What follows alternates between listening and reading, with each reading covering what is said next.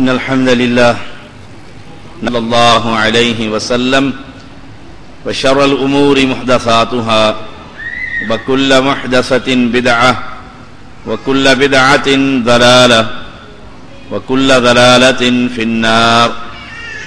اللهم صل على محمد وعلى آل محمد كما صليت على إبراهيم وعلى آل إبراهيم إنك حميد مجيد. اللهم بارك على محمد وعلى آل محمد كما باركت على إبراهيم وعلى آل إبراهيم إنك حميد مجيد. فأعوذ بالله السميع العليم من الشيطان الرجيم. بسم الله الرحمن الرحيم. وإذ قال الله يا عيسى ابن مريم أأنت قلت للناس اتخذوني وأمي إلهين من دون الله قال سبحانك ما يكون لي أن أقول ما ليس لي بحق إن كنت قلته فقد علمت تعلم ما في نفسي ولا أعلم ما في نفسك إنك أنت علام الغيوب.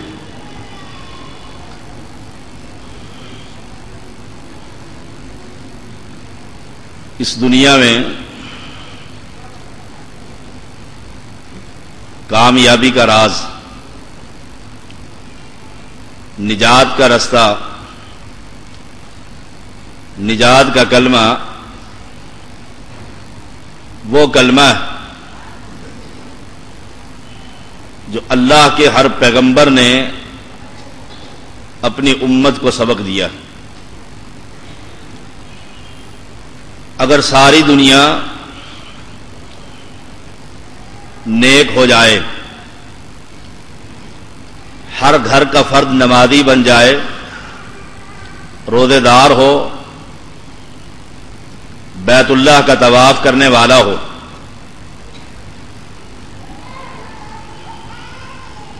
اور اس کی توحید میں خلل اور جھول ہو،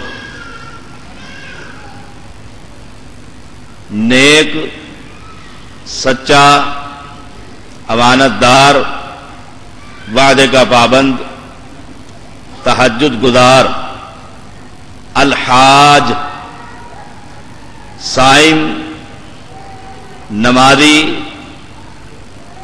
دعوت دین کا کام کرنے والا، ان ساری نیکیوں کے ساتھ اسے توحید کا فہم حاصل نہ ہو، علی وجہ البصیرت، بباغ دہل، بلا تردد اس بات کا اعلان کرتا ہوں کہ ان نیکیوں سمیت اٹھا کر اللہ اسے جہنم کا ایندھن بنا دے گا. نماز، روزہ اور زکوٰۃ، حج، جہاد، ارکان اسلام، اس پر وہ عمل کرتا ہے. ہر سال بیت اللہ کا طواف کرتا ہے، سال پورا ہونے پر زکوٰۃ ادا کرتا ہے، رمضان المبارک میں روزے رکھتا ہے، چاند کی 13 اور 14، 15 کو نفلی روزے ادا کرتا ہے. جہاں مسجد نظر آتی ہے وہاں اس کی تعمیر میں حصہ ڈال لیتا ہے، لیکن اسے یہ خبر نہیں کہ الہ کون ہے، مشکل کشا کون ہے، حاجت روا کون ہے، اولاد دینے والا کون ہے، بگڑی بنانے والا کون ہے، کشتیوں کو پار لگانے والا کون ہے، عزت کا مالک کون ہے، ذلت کا مالک کون ہے، نفع کس کے ہاتھ میں ہے، نقصان کس کے ہاتھ میں ہے، اس کی اسے خبر نہیں. یاد رکھیے، گویا اسے توحید کا پتہ نہیں. دوسرے معنی میں مجھے کہنے دیجئے، اسے کلمے کی خبر نہیں کہ لا الہ الا اللہ اس کا کیا مطلب ہے.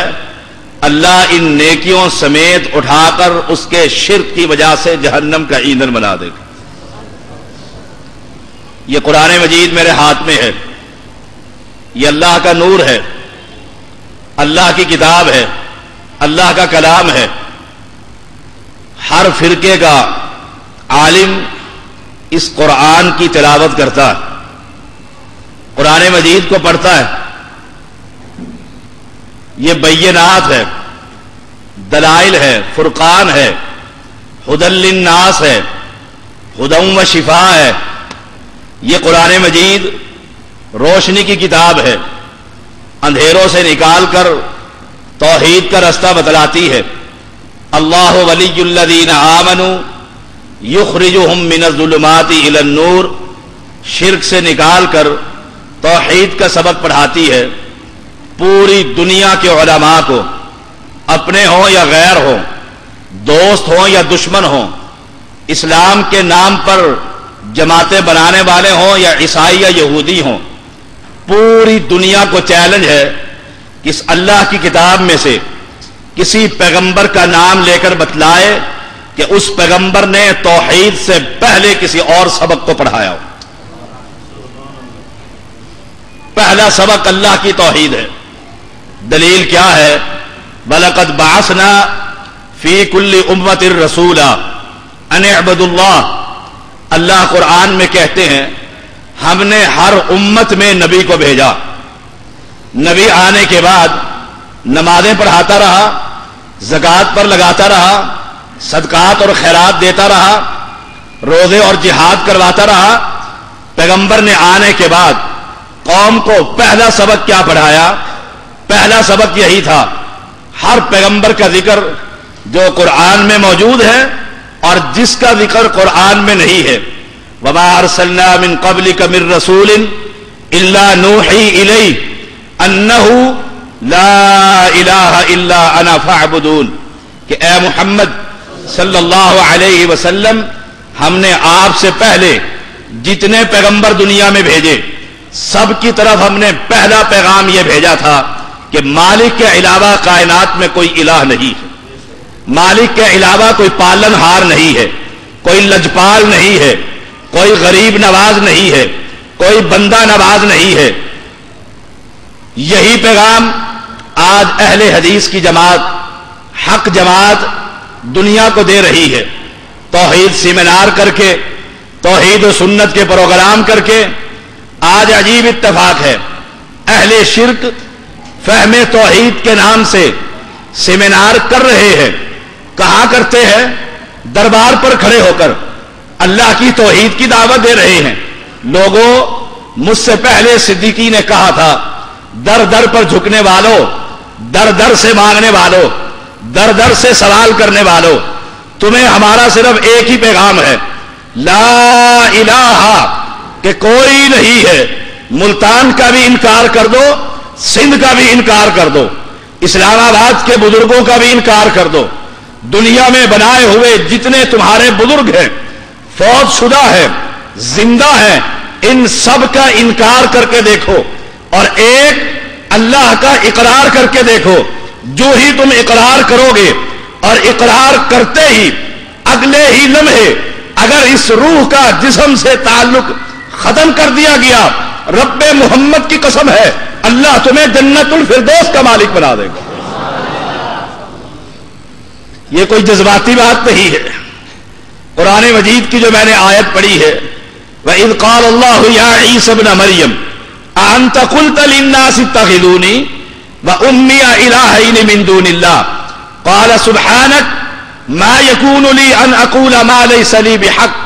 قرآن مجید ہے، حشر کا میدان قائم ہوگا، سارے پیغمبر وہاں پر جمع ہوں گے، عیسیٰ علیہ السلام بھی ہوں گے، موسیٰ علیہ السلام بھی ہوں گے، یوشع علیہ السلام بھی ہوں گے، امام الانبیاء محمد الرسول اللہ صلی اللہ علیہ وسلم بھی ہوں گے، ہر پیغمبر وہاں پر موجود ہوں گے۔